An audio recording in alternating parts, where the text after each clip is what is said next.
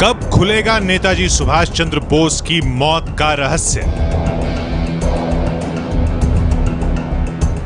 क्यों फैजाबाद के गुमनामी बाबा को बोस बताया जाता रहा? गुमनामी बाबा के पास से नेताजी का सामान मिलने का राज क्या था? गुमनामी बाबा की गुत्थी के बीच एक और बाबा बने रहस्य।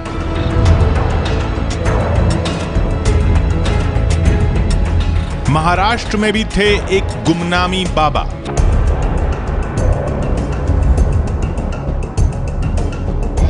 जो खुद को कहते थे सुभाष चंद्र बोस।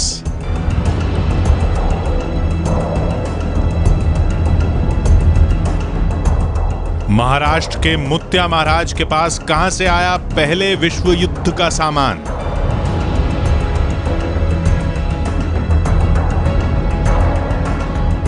मुत्या महाराज के पास कहां से आई बेशुमार दौलत?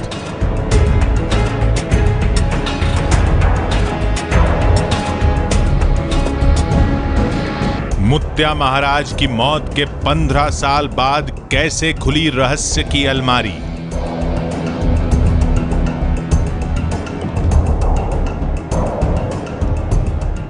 दो बाबाओं की रहस्यमय कहानी, कितने बोस। जी हां, कितने बोस। नमस्ते, आप देख रहे हैं आज की तारीख और मैं हूं किशोर अजवाणी। देश की आजादी के नायक सुभाष चंद्र बोस की मौत पर रह रहकर सवाल उठते रहे हैं। 71 साल हो चुके हैं जब बोस की मौत की खबर आई थी, लेकिन मौत के कई साल बाद तक दावा किया जाता रहा कि वो जिंदा है। फैजाबाद के गुमनामी बाबा के बारे में कहा गया कि वो नेताजी थे। अब एक और बाबा के बारे में पता चला है, महाराष्ट्र के लालदरी मुत्या महाराज। मुत्या महाराज को गुजरे 15 साल हो चुके हैं, लेकिन उनकी अलमारी से निकले सामान ने यह सवाल खड़ा कर दिया है कि ये बाबा असल में थे कौन। इलाके के लोग कहते हैं कि वही सुभाष चंद्र बोस थे। मुत्या महाराज के रहस्य पर संवाददाता उमेश कुमावत की यह खास रिपोर्ट देखिए। लोग उनको सुभाष चंद्र बोस कहते थे और वो भी खुद को सुभाष चंद्र बोस मानते थे। उनका नाम था लालधारी मुत्या यानी महाराज। उन्होंने महाराष्ट्र कर्नाटक सीमा पर यह संसद की प्रतिकृति बनाई है, जिसके लिए फंडिंग कहां से आई किसी को पता नहीं। उनकी कहानी कई रहस्यों से भरी पड़ी है, जिसे सुनकर आप हैरान हो जाएंगे। हमारे गुस्सा आते थे और सभी कोई भी आया तो भी ये सुभाष चंद्र बोस है बोलते थे लोग। अच्छा। और हम कभी भी कैमरा ला के फोटो ले रहे तो अरे हमारा शक्ल फोटो मत लो बोलते थे। तुम अभी मटाले को जो तुम सुभाष चंद्र बोसी है उन्हें लालधारी मुत्या नहीं, सुभाष चंद्र बोसी है। सुभाष चंद्र बोस को उसको कुछ भी डिफरेंस नहीं है। हम सुभाष चंद्र बोस को भी फोटो रखे थे हमारे लालधारी में, उसको हार डालने को नहीं दिए। उन्होंने बोलते थे मुत्या वो जिंदा है भी क्यों हार जाता है बोल के बोलते थे मुत्या डायरेक्ट। ये कैसा दिखता है, हम कैसा दिखता है बोल के पूछते थे सब, तो बोलते थे। हाँ, और सुबह सुबह बोल के बोलते रहे, उसको ढूंढ रहे। हम यहीं बैठे, लोग कहाँ बोले वहाँ ढूंढते हैं बोल के बोले सब, कई बार बोले। क्या है ये रहस्य? जैसे जैसे इस कहानी की परतें खुलती है, लालदरी मुत्या का रहस्य और गहरा होता जाता है। लालदरी मुत्या, मुत्या यानी महाराज यानी बाबा। कौन थे ये लालदरी मुत्या? कहाँ रहते थे? कहाँ से आए? उनका रहना, उनका बर्ताव, उनकी मौत के बाद उनकी अलमारी में मिला पहले महायुद्ध का सामान।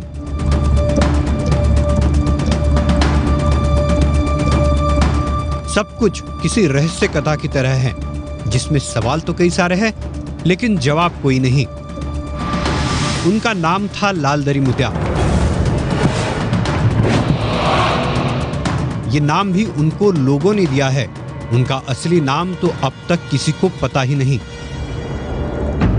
लालधारी मुत्या जी का जब कपाट खुला तो रहस्य की एक ऐसी पोटली खुल गई, जिसकी वजह से कई सारे सवाल खड़े हो गए। इसमें कई सारा सामान जो है विदेश का मिला है। रशिया, जापान, जर्मनी, फ्रांस, यहाँ से कई सारी चीज़ें मिली है और इस रहस्य से पर्दा उठना बहुत ज़रूरी है। आज हम आपको लालदरी मुत्या की ऐसी रहस्यमयी दास्तान सुनाने वाले हैं, जो आपको सोचने पर मजबूर कर देगी कि आखिर लालदरी मुत्या का राज क्या है। इस कहानी की शुरुआत होती है महाराष्ट्र के सोलापुर से।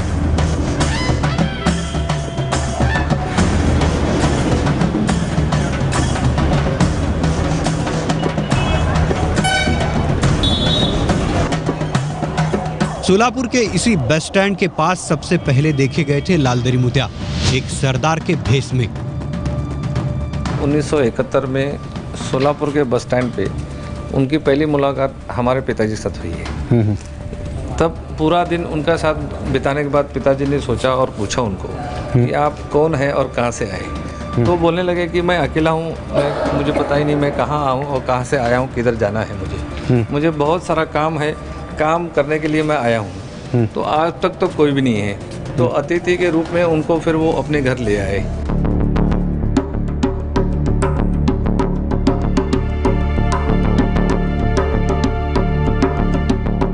यह है संतराम मुरजानी, सोलापुर के एक बड़े कपड़ा कारोबारी हैं। सोलापुर और उसके आसपास इनका कपड़े का बड़ा कारोबार है। इनके यहाँ शुरू हुई लालदरी मुत्या की रहस्यमयी दास्तान आखिर तक रहस्य में ही लिपटी रही।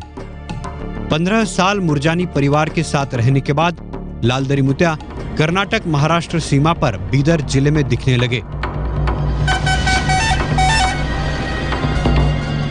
इस इलाके में बसव कल्याण के पास का इलाका लाल मिट्टी का इलाका है, इसलिए यहाँ के लोगों ने उनका नाम रख दिया लालदरी मुत्या। फर्स्ट में लालदरी मुत्या नहीं बोलते थे उनको, ऐसी मिलिट्री मैन है क्या है ऐसा नहीं पहचाने सर का, ऐसी मिलिट्री का देशभक्ति का यही बात करते थे उन्होंने। हमेशा देशभक्ति की बात करने वाले लालदरी मुत्या ने 1985 के बाद इस वीरान इलाके में संसद की प्रतिकृति बनानी शुरू कर दी।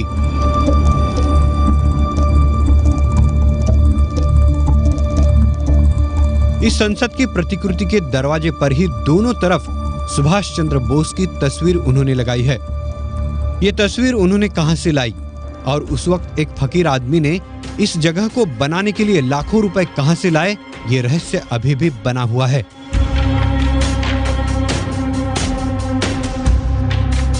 बनाने के लिए पैसे कहाँ से आए उन्होंने कभी बताया? नहीं साहब, किसी से लिया? किसी से नहीं लिया, एक पैसे नहीं लिया।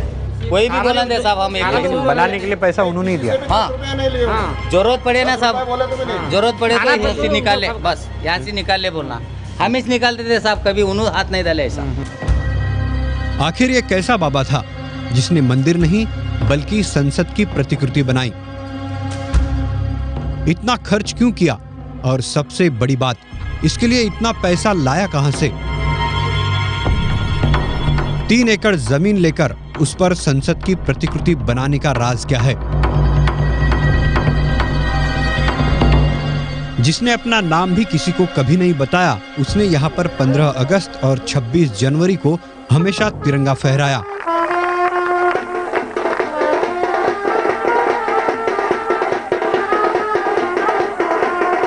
तो झंडा का दिन सुबह 5 बजे उठ के खड़ा होता था वहाँ पे।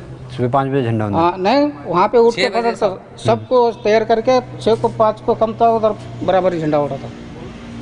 अच्छा, 6 को 5 कम था तब झंडा वंदन होता? हाँ, दिल्ली से लाल किले से पहले 2 सेकंड तो अब मेरा झंडा चढ़ना। हाँ। अच्छा, दिल्ली के लाल किले से पहले मेरा झंडा? 2 मिनट तो मेरा झंडा चढ़ना।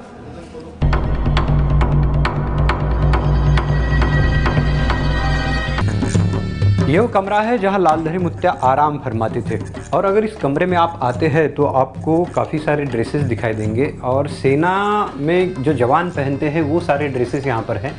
इसके अलावा फ़ोटो भी है, ये नेताजी सुभाष चंद्र की फ़ोटो भी यहाँ पर मौजूद है। और हमारे साथ इस वक्त मुरजानी जी है। मुरजानी जी, ये ड्रेसेस उन्होंने ही लाए हुए थे? हाँ, ये जो फोटो है, हाँ, वो उन्होंने खुद फर्स्ट टाइम ले आए थे। अच्छा। यहाँ पे जब 1985 में वो यहाँ पे स्थान जो बैठे, उनका जो फिक्स किया था स्थान का, तो उस टाइम ये पहले ये फोटो लाए थे। ये फोटो के बराबर वो इतने सारे ड्रेसेस लेके आए साथ में। ये वो कहते थे कि ये आज़ाद हिंद सेना की ड्रेसिंग है। अच्छा, ये वाली? हाँ, ये वाली। हाँ। और वो उसके प्रूफ के लिए उन्होंने ये फोटो भी साथ में ले आए थे। अच्छा। उनका पोशाक में मिलिट्री पहनना बहुत पसंद था। हाँ। इसलिए वो मिलिट्री के भी सारे पोशाक लेके आए थे साथ। लालदरी मुत्या के बारे में रहस्य की दास्तान यहाँ खत्म नहीं होती। 13 मई 2001 में उनकी मौत हो गई। लेकिन तब तक उनकी बातों को किसी ने इतनी गंभीरता से नहीं लिया था। लेकिन जब पिछले साल नेताजी सुभाष चंद्र बोस के बारे में सरकार ने क्लासिफाइड फाइलें खोली तो दिसंबर में मुरजानी परिवार ने उनकी अलमारी भी खोली तो ये राज और गहरा हो गया।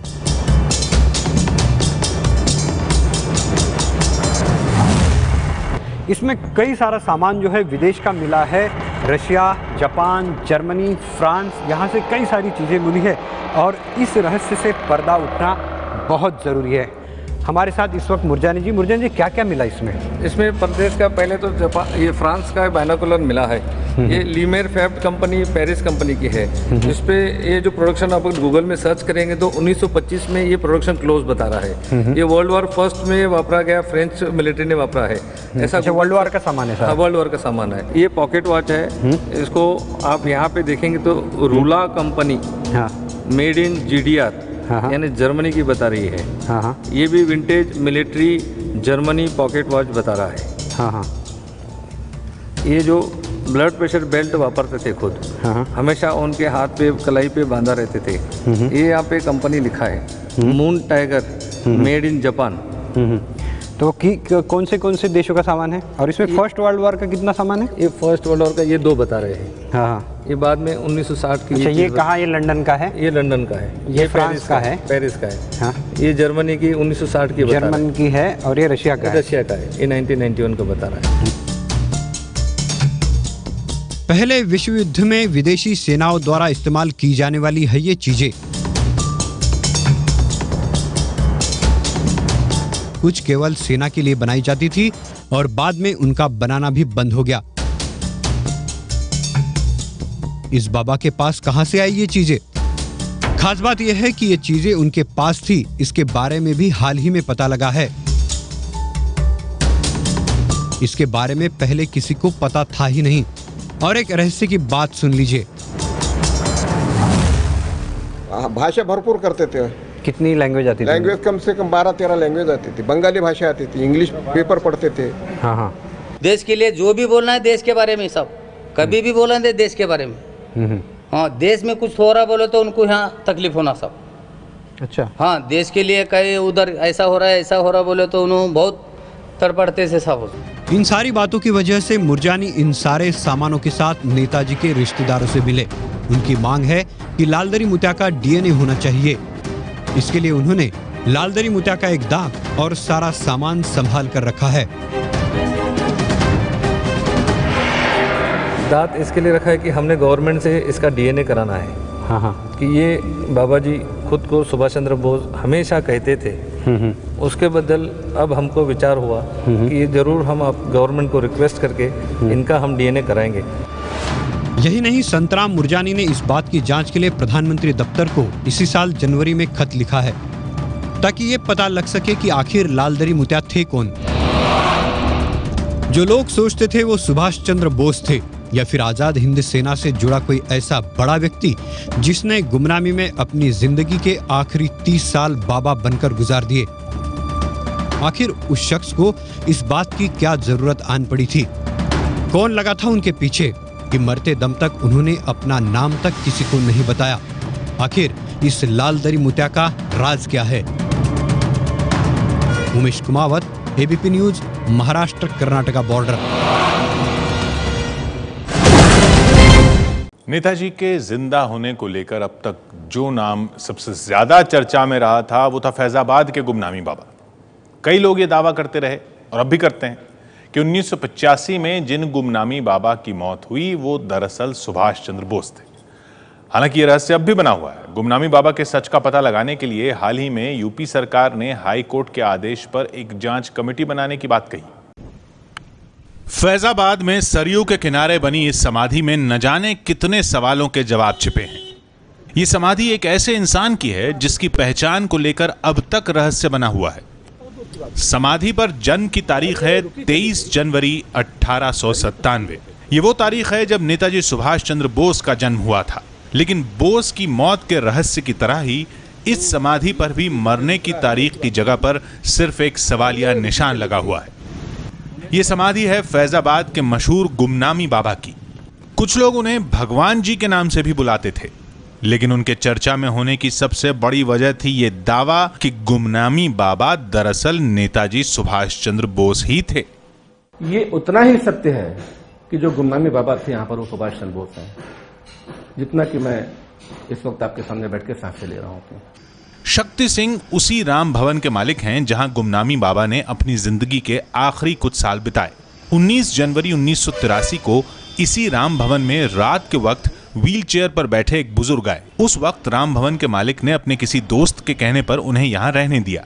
वो बुजुर्ग इसी कमरे में रहा करते थे और आमतौर पर किसी से भी नहीं मिलते थे। शक्ति सिंह उस वक्त सिर्फ 20 साल के थे।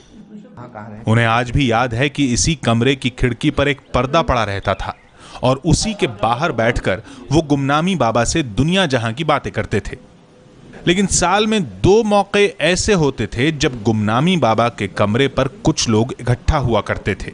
एक 23 जनवरी जिसको कि नेताजी सुभाष चंद्र बोस का जन्मदिन कहते हैं, और दूसरा दुर्गा पूजा, जो कि बंगालियों का एक बहुत प्रमुख त्योहार माना जाता है। 2 मौके पर कलकत्ता से करीब 7-8 लोगों की टीम इकट्ठा करती थी, जो इनके साथ 2-3 दिन तक रहते थे। लोग रहते कहीं और थे, होटल वगैरह में, लेकिन वो इनके साथ आते थे, बैठते थे, गाना बजाना होता था, लोग हल्का जश्न मनाते थे, खाना पीना होता था, और उसके बाद वो लोग चले जाया करते थे। बाद में मालूम पड़ा कि जो लोग आने वाले थे इनके पास, वो कोई आम आदमी नहीं थे।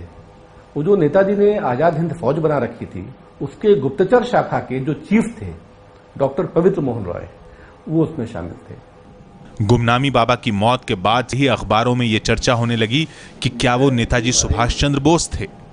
गुमनामी बाबा के सामान में ठीक वैसा ही गोल फ्रेम का चश्मा मिला जैसा बोस पहनते थे।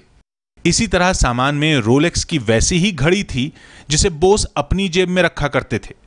इसके अलावा नेताजी के परिवार से जुड़े लोगों की तस्वीरें, सिगरेट, पाइप और ग्रामोफोन जैसी करीब 2500 से ज्यादा चीजें मिली। इंग्लैंड का टाइपराइटर निकला उनके पास, जर्मन की बनी हुई जो फौज में काम आती है वो वाली दूरबीन निकली। उस दूरबीन के निकलने के बाद जब वो टीवी में दिखाई गई तो नेताजी के एक सहयोगी थे जो कर्नल निजामुद्दीन साहब, उन्होंने उसको देखते ही कहा था, मुझको फोन किया कि साहब जो दूरबीन आप टीवी में दिखाई गई है ये वही दूरबीन है जो नेताजी अपने साथ रखते थे। गुमनामी बाबा की मौत के करीब 4 महीने बाद सुभाष चंद्र बोस की भतीजी ललिता बोस राम भवन आई। शक्ति सिंह के मुताबिक बाबा के बक्से से मिले सामान में मिली कुछ चीजों को देखकर वो भी ये मानने लगी कि वो नेताजी ही थे। जहां ये बाबा लेटा करते थे, इनके पीछे एक बक्सा रहता था यहाँ पर। उस बॉक्स को इन्होंने खोला तो ऊपर की तरफ जहां पे कागज वगैरह रखने का स्थान होता है, वहां से इन्होंने 2 चिट्ठियां निकाली। और पहली चिट्ठी बोले तो मेरी माँ की चिट्ठी है। दूसरी चिट्ठी निकाली इन्होंने, ये बोले तो मेरे काका की चिट्ठी है। और ये कह के फिर वो खड़ी नहीं रह पाई, वो वहीं बदहवास से बैठ गई और लगी चिल्ला चिल्ला कर रोने। अरे बाप रे ये क्या हो गया, अपना सर पीटने लगी, वहीं चिल्ला चिल्ला कर रोने लगी, अरे ये क्या हो गया। गुमनामी बाबा की सच्चाई का पता लगाने के लिए मुखर्जी कमीशन बनाया गया। बाद में बनी जस्टिस मुखर्जी की कमेटी इस मामले में काफी हद तक तह में गई। उन्होंने अपनी जांच में पाया कि नेताजी की मौत ताइवान में नहीं हुई थी, बल्कि अंग्रेजों को धोखा देने के लिए जापान की एक चाल थी, जिससे नेताजी सुभाष चंद्र बोस को रूस पहुंचाया जा सके। सवाल यह था कि अगर नेताजी की मौत नहीं हुई थी तो क्या फैजाबाद के गुमनामी बाबा को लेकर जो दावे किए जा रहे थे वो सही थे? ये इशू बहुत बड़ा था और समय जो कमीशन बना था, मुखर्जी कमीशन, उसको समय जितना दिया गया उसमें वो पूरा ही नहीं कर पाया। उसने अधूरे में ही इस इशू को छोड़ दिया और ये कहते हुए कि कोई ऐसा साक्ष्य नहीं मिला है जिससे सिद्ध हो सके कि ये नेताजी सुभाष चंद्र बोस थे। इसी पर खत्म कर दिया कहानी। जानकारों का मानना है कि नेताजी बोस और गुमनामी बाबा में कोई रिश्ता था या नहीं, ये जानने के लिए अभी और जांच की जरूरत है। ये रिलेशन तो लगता है कि वो नेताजी से बहुत करीब संबंध वाले कोई व्यक्ति थे। अब वो एक्चुअली नेताजी थे या नहीं थे, ये तो एक जांच का विषय है कि एक आदमी साइंटिफिकली उसकी हैंडराइटिंग किसी और की हैंडराइटिंग में नहीं लिख सकता। अब कोई मुझे इस बात का जवाब दे कि गुमनामी बाबा की हैंडराइटिंग सुभाष चंद्र बोस की हैंडराइटिंग से इंग्लिश और बांग्ला मैच कैसे कर रही है, ये साइंस की बात है। गुमनामी बाबा को लेकर जितने भी दावे किए गए उनकी सच्चाई अब तक पूरी तरह सामने नहीं आई है। ऐसे में ये अब भी एक रहस्य ही बना हुआ है। और नेताजी सुभाष चंद्र बोस से जुड़ी कई गोपनीय फाइलें बरसों से अलमारियों में बंद थीं, सरकारी फाइलें। मांग हो रही थी कि ये फाइलें नेताजी की गुत्थी सुलझा सकती हैं। मोदी सरकार में ये फाइलें सार्वजनिक भी हो चुकी हैं। इन फाइलों में नेताजी के जिंदा होने के सबूत नहीं मिले। देश की आजादी के नायक नेताजी सुभाष चंद्र बोस आज भी हर हिंदुस्तानी के दिल में जिंदा हैं। लेकिन नेताजी से जुड़ा एक रहस्य शायद रहस्य बनकर ही रह जाएगा। रहस्य नेताजी की मौत का। क्या 18 अगस्त 1945 को ताइपे में एक विमान हादसे में नेताजी की मौत हो गई थी? क्या नेताजी की मौत के कई साल बाद तक उन्हें देखे जाने के दावे सच्चे थे? क्या फैजाबाद के गुमनामी बाबा ही सुभाष चंद्र बोस थे? नेताजी से जुड़े हर सवाल का जवाब एक उम्मीद की तरफ घूम जाता है। उस उम्मीद का नाम था सरकार के दफ्तरों में बरसों तक बंद पड़ी रही नेताजी सुभाष चंद्र बोस से जुड़ी सीक्रेट फाइलें। मोदी सरकार नेताजी से जुड़ी गोपनीय फाइलें सार्वजनिक कर चुकी है। नेताजी से जुड़ी कई बातों का खुलासा हो चुका है। लेकिन 1945 में मौत के बाद भी नेताजी के जीवित होने से जुड़ा कोई भी सबूत इन फाइलों में नहीं मिला है। नेताजी papers.gov.in नाम की सरकारी वेबसाइट पर नेताजी की गोपनीय फाइलें अब कोई भी देख सकता है। लेकिन इन फाइलों में यह कहीं भी नहीं निकला कि 1945 के बाद सुभाष चंद्र बोस जिंदा थे। काफ़ी कुछ निकल के आया है इस फाइलों से, और जैसे कि मैं पिछले 3-4 साल से खासकर बोल के आ रहा हूँ कि एक बहुत बड़ा कवर अब इस देश में हुआ है कि सच को छुपाने की कोशिश हुई है। तो एक मोटी मोटी बात जो इन फाइलों से निकल के आ रही है कि सच को छुपाने की कोशिश हुई थी। सन 51-52 के पीरियड में जब पहली बार नेताजी के बारे में जो लोगों ने सवाल उठाया, तो पंडित जी का, नेहरू जी का नोट फाइल में जा रहा है कि साहब कि वो तो प्लेन क्रैश में मारे गए हैं और इसमें इंक्वायरी की जरूरत नहीं है। सवाल यही पैदा होता है कि उसके बाद किस गृह सचिव की और किस गृह मंत्री की, उसके फॉरेन सेक्रेटरी में हिम्मत होगी कि जो पंडित जी फाइल में लग गए उसको चेंज कर दें। तो एक जो आजकल के ज़माने हम लोग कहते हैं कट एंड पेस्ट मेथड, तो 1951 से लेकर के 1998 तक जो ही चलता आ रहा है, कट एंड पेस्ट मेथड चल रहा है। बरसों तक अलमारियों में बंद पड़ी रही इन फाइलों से ये खुलासे हुए। फाइल में शामिल 2 आयोग की रिपोर्ट ने माना विमान हादसे में नेताजी की मौत हो गई थी। शाहनवाज खान आयोग और खोसला आयोग के मुताबिक नेताजी की मौत हो चुकी थी। नेताजी सुभाष चंद्र बोस इंक्वायरी कमेटी की 11 सितंबर 1956 की रिपोर्ट में कहा गया था कि नेताजी की मौत 18 अगस्त 1945 को प्लेन क्रैश में हुई। नेताजी की बेटी को 1964 तक कांग्रेस की ओर से हर साल 6,000 रुपए दिए जाते थे। नेताजी के रहस्य पर किताब लिखने वाले अनुज धर कहते हैं कि नेताजी से जुड़ा ढेर सारा सच अब तक छिपा हुआ है और अभी बहुत सी ऐसी फाइलें हैं जो सामने आनी है। अभी कोई तथ्य सामने नहीं आया। अभी जितने तथ्य सामने आए हैं वो यही इंडिकेट कर रहे हैं कि गवर्नमेंट ने छुपाया चीज़ों को और उन्होंने ढंग से रशियन गवर्नमेंट से बात को उठाया। गवर्नमेंट ने जो केस को दबाया है ये सामने निकल के आ। दूसरा, अभी जो फाइलें निकल के आई ये कंप्लीट नहीं है, रूटीन फाइलें बहुत सारी निकल करके आ रही हैं। जब तक इंटेलिजेंस की फाइलें, और ये बात जब हमने ये पूरा डिक्लेरेशन का जब हमने मुद्दा ये छेड़ा, तो पहले दिन से मैं 2012 से कहे जा रहा हूँ कि इंटेलिजेंस की फाइलें पहले निकलनी चाहिए। नेताजी सुभाष चंद्र बोस से जुड़ी कई नई बातों को गोपनीय फाइलों ने सामने ला दिया है। फाइल में उनके जिंदा होने की बात कहीं नहीं है, लेकिन सवाल अब भी बना हुआ है कि क्या विमान हादसे में नेताजी की मौत हुई थी। डीएनए टेस्ट के मामले बहुत इंपॉर्टेंट दस्तावेज हाथ में लगे हैं, क्योंकि उसमें काफ़ी सारे नोट्स हैं डीएनए टेस्टिंग के बारे में कि वो भारत सरकार जो छाती ठोक करके बोलती जा रही कि नेताजी की अस्थियां पड़ी हैं जापान में रंकोजी टेम्पल में। लेकिन जब उनसे ये सवाल रेज किया जाता है कि डीएनए टेस्ट करवाया जाए इन अस्थियों का, तो गवर्नमेंट में वो फाइल में क्वेश्चन मार्क रेज कर रहे हैं कि साहब अगर ये नेगेटिव निकला तो क्या होगा। तो अगर आपको इतना ही विश्वास है कि साहब उसी की अस्थियां तो करवाओ टेस्ट, कौन रोकता है आपको।